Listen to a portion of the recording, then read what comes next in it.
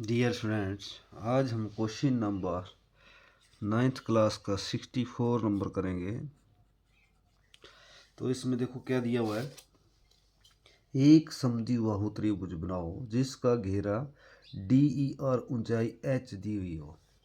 देखो इसमें आपने एक समद्विबाहु त्रिभुज बनानी है, इसका घेरा आपके पास दिया है DE। तो आपने एक थोड़ी सी लंबी भुजा ले लेनी है थोड़ी सी, ताकि आपका क्वेश्चन अच्छे से हो।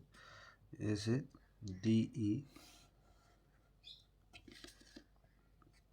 इसका नाम DE, और ऊंचाई एक आपके पास दे दी है H। तो आपने एक ऊंचाई H ले लेनी है इस तरह। अब आपका क्वेश्चन शुरू हुआ, तो देखो कैसे करना है। अब आपने सबसे पहले DE के समानांतर समान ही लाइन लेनी है। DE हमारे कितना ले लिया हमने, मान लो हमने ले लिया 9.5। तो आपने 9.5 इधर जैसे ले लेना है।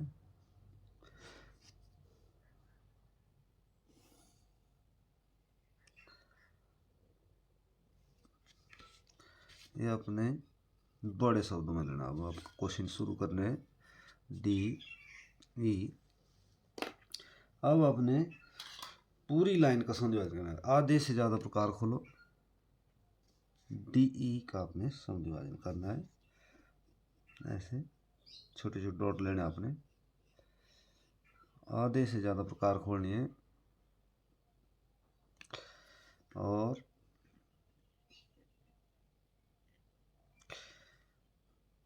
ऐसे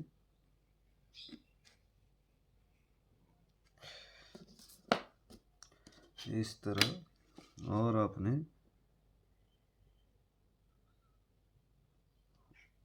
ऊपर की तरफ इसको थोड़ा बढ़ा लेना है।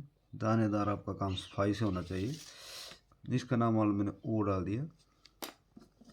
अब H के बराबर आपने प्रकार खोलनी है जो आपने साइड में ली है।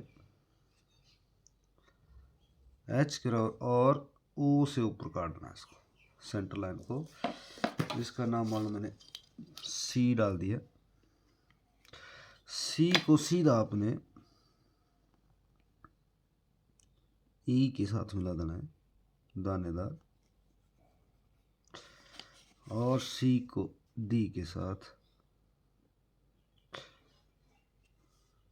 ऐसे।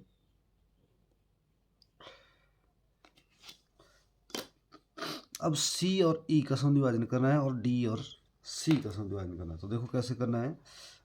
आधे से ज़्यादा प्रकार खोलो जो आपने दानेदार लाइन लगाई ऐसे, और आपने चाप लगा देनी इस तरह।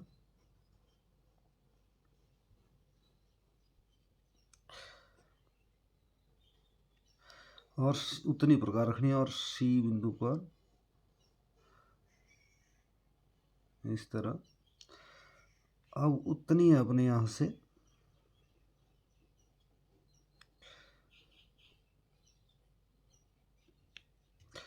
और उतनी D से।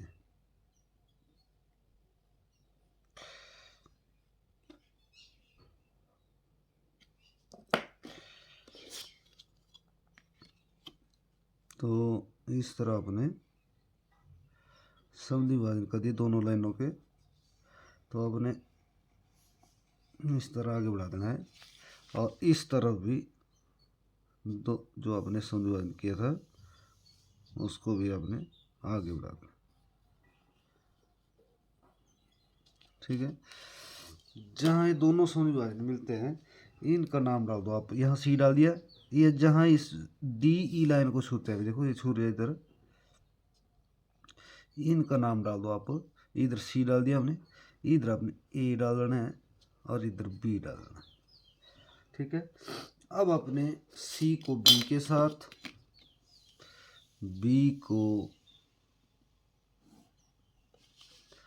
A के साथ थोड़ा डार्क कर देना है और ऐसे A को सीधा C के साथ।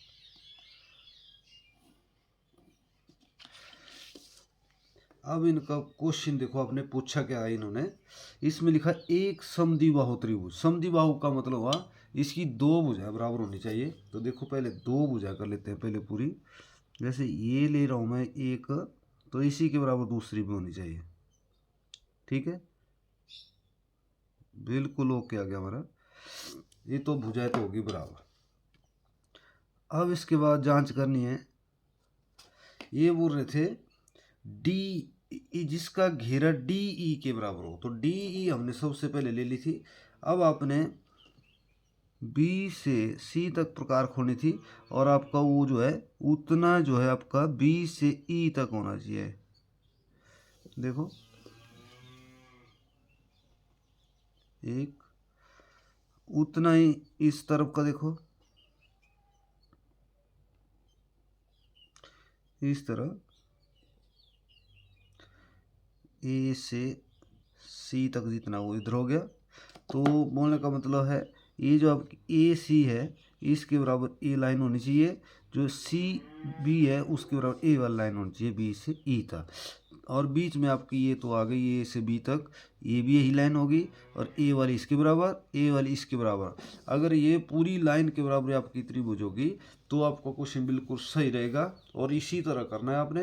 अगर ये आपकी ये लाइन छोटी पड़ गई या ये लाइन इससे छोटी पड़ गई, इससे ये छोटी पड़ गई, तो आपका क्वेश्चन बिल्कुल गलत हो जाएगा। इसलिए आपने जांच करते समय इसकी जो है पहले दो भुजाएं बराबर होनी चाहिए, और उसके बाद ये पूरी लाइन जो है इस त्रिभुज की तीनों लाइनों के बराबर होनी चाहिए, तब करके आपका जो क्वेश्चन ठीक रहेगा। और इसी तरह करना है आपने। इसको कहते हैं समद्विबाहु त्रिभुज। इसकी जो दो भुजाएं बराबर होती है और दो एंगल इसके बराबर रहते हैं। Thank you.